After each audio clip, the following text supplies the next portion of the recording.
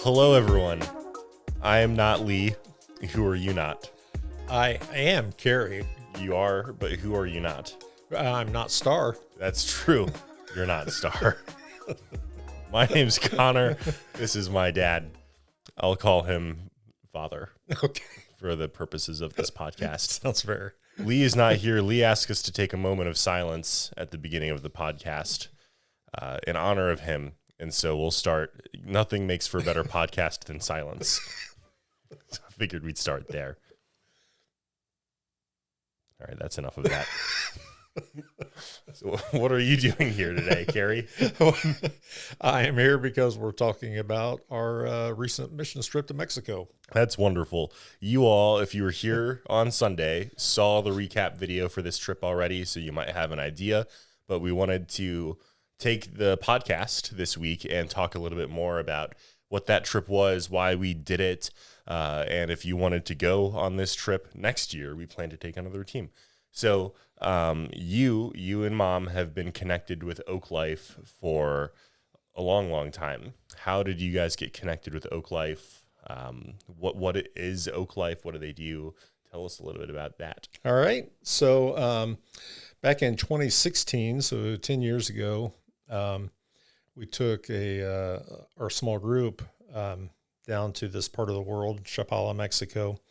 And there was a couple down there that was working with a number of different orphanages and operating a ministry there. So we connected with them and had a great time.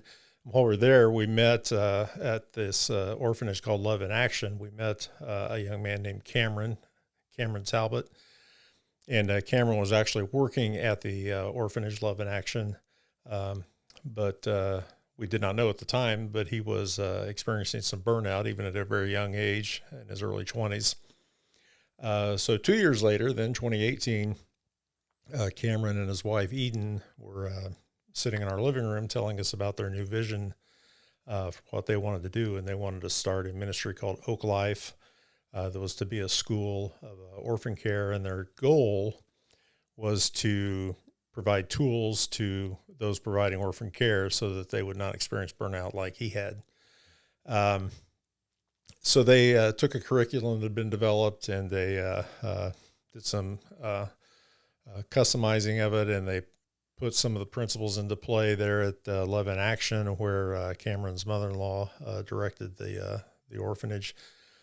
So they had an opportunity to actually put some of those things into play, and they began to develop this training program, and it's had a huge impact and is in quite a bit of demand. That's awesome.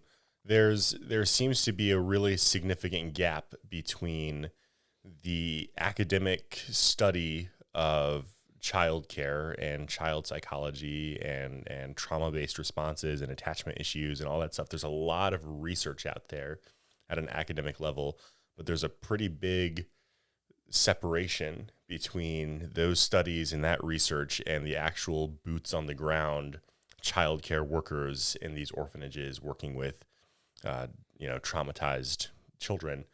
And so it's a really neat ministry to see Oak Life bridge that gap and say, we're going to take these tools and these resources and this research, and we're going to teach the people with the heart to actually work with these kids, and we're going to teach them how to do it and how to do it well. So that's really, really cool. And to come out of their own experience of really, really struggling in orphan care ministry and, struggling to see these children not grow and heal and develop in critical ways, to say, well, let's do something about that then. Yeah, it was very cool. Let's bring the research to the boots on the ground people. So that's awesome. Tell us a little bit about Love in Action, the orphanage because that's where we were for the trip. We partnered with Oak Life for this trip in Chapala, Mexico. Maybe we can talk about where that is in Mexico, because I told a lot of people where we were going, and they're like, so is that like near the border? So we can talk about that next. But tell us, Oak Life and Love in Action, the orphanage, are pretty closely connected Tell us about the orphanage that we were at. Yeah, so Love in Action is actually the director is Cameron's mother-in-law, Annabelle, and so they do have a close relationship. They do a lot of work, again, trying out their some of the principles to see what works, what doesn't work. And their objective is to make Love in Action sort of a gold standard for orphan care there in the area, and they've worked with the Mexican government in that regard. They have a lot of other people that are looking at it. They want to build foster care units right on the campus. They're building their Oak Life School. Their new building is going to be right on the campus of Love in Action. So it's a very close relationship and very fruitful, and it gives them an opportunity to really see what works and what's really needed in the area of orphan care. Yeah, if you'd been on the trip with us and actually seen, it's a girls' home now, but if you'd been there working on the campus and seen the girls and watched them play and engage with each other, like, you wouldn't have guessed it's an orphanage. Yeah, it's very, very family oriented. It's a really special thing. It is very special. So the work they're doing works. It matters, and it's making a significant impact, which is really, really cool. So tell us a little bit. It's been 10 years since you guys have worked with Cameron and worked with Oak Life, which is, Cameron's newer ministry.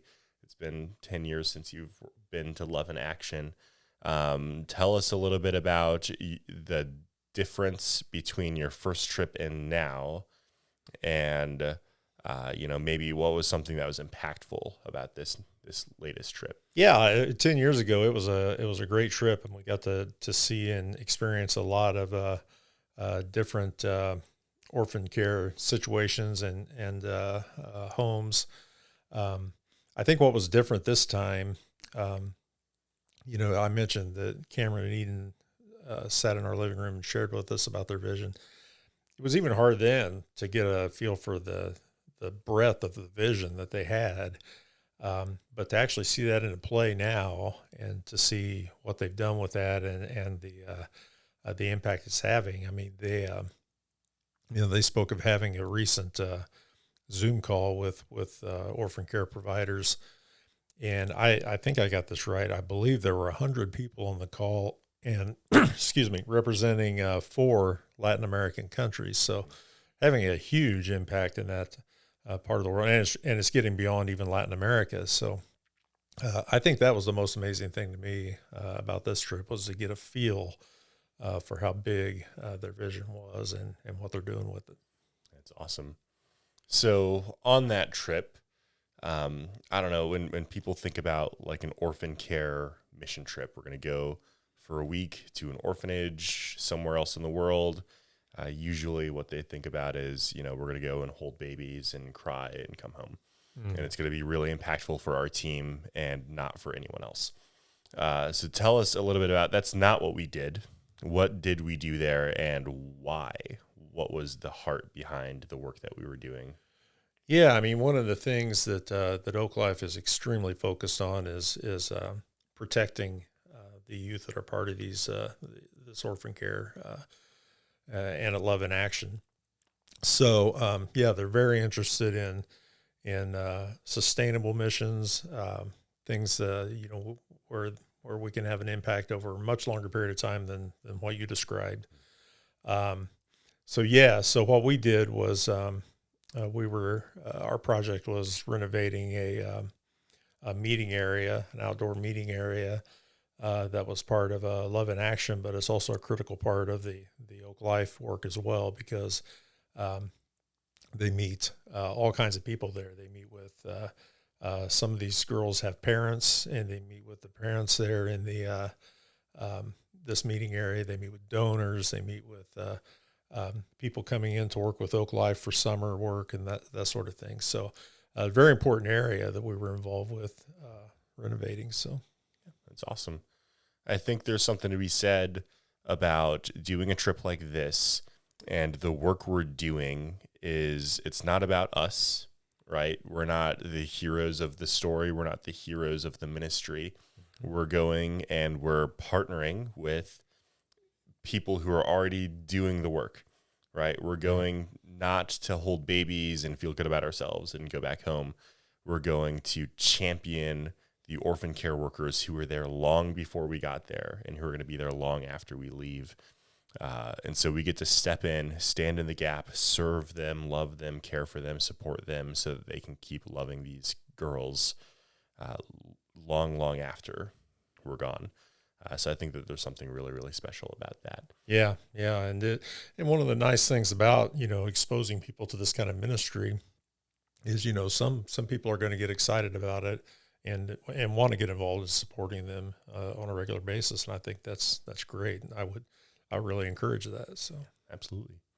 So what's something you would say we had a team of 6. That was kind of our pilot team for this mission trip. And we plan to open this up to more people next year in 2027. So if you want to come with us next year, 2027, next summer, we plan to go back.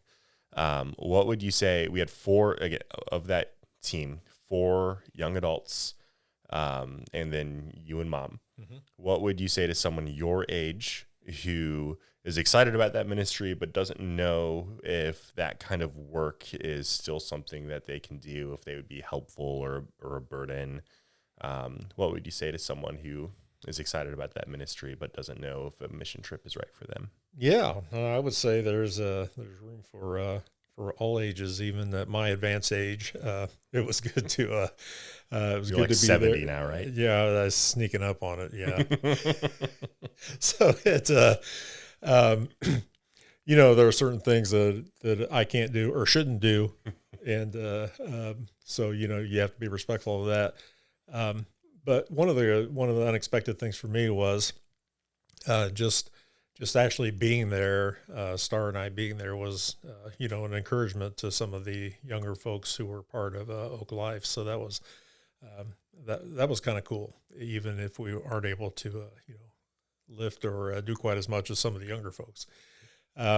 So yeah, I think it's it would be outstanding to have a big mix of ages on a trip like this when we repeat it.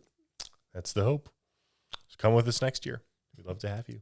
Well, thanks for coming on. Thanks for being on the podcast. Thank you. Oak Life. We appreciate you. And that's how does Lee usually wrap these up? That's all, folks. That's awesome.